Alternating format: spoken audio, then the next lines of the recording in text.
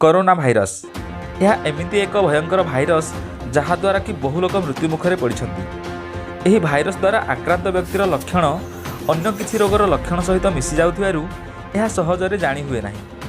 तेबे आसंतु जानिबा corona virus द्वारा आक्रांत व्यक्तिर लक्षण एवं तार प्रतिकार और चिकित्सा प्रणाली विषय।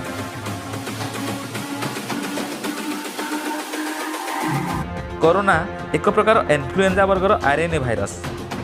एही भाइरस द्वारा आक्रांत हेले प्रथमे श्वासनली प्रदाह बा ज्वलन होई थंडा, काश, कफ एवं छाती रे इन्फेक्शन होइथाय।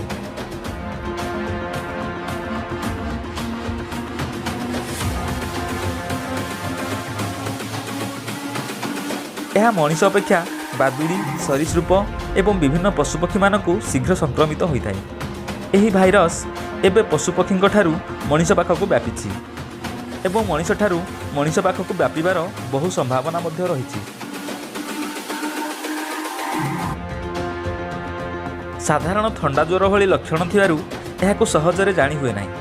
तेबे एहार प्रमुख लक्षण गुड़िक हेला भीषण थंडा, मुंडबिंधा, काश किंबा कफ हेबा, गला बा तंटी बसी जिबा, ज्वर आसिबा, थका बा हालिया लागिबा, बांती हेबा, श्वासक्रिया रे समस्या हेबा एवं न्यूमोनिया भली लक्षण देखादेबा।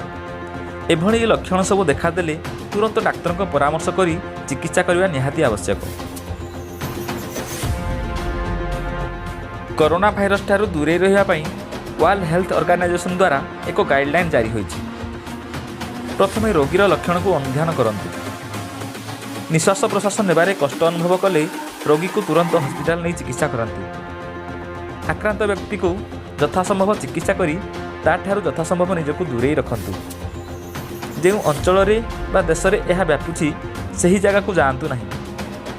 निजको जेते संभव सफासुतरा रखा उचित।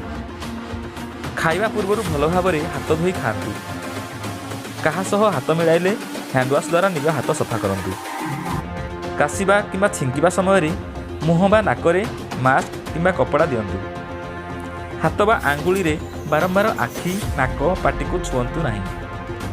सार्वजनिक स्थानर कौनसी जिनिस तथा ट्रेन एवं गाड़ी आदि रे गला बेले अजथारे कौनसी जिनिस को हाथ रे छुअंतु नहीं।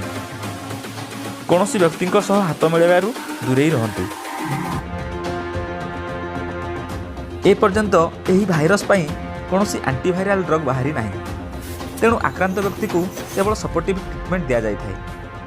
ज्वर पई एनाल्जेसिक एवं एंटीबायोटिक औषध, बैक्टेरियल इन्फेक्शन पर एंटीबायोटिक औषध एवं वेंटिलेटर द्वारा ऑक्सीजन लेवल मेंटेन करा जाई रोगी को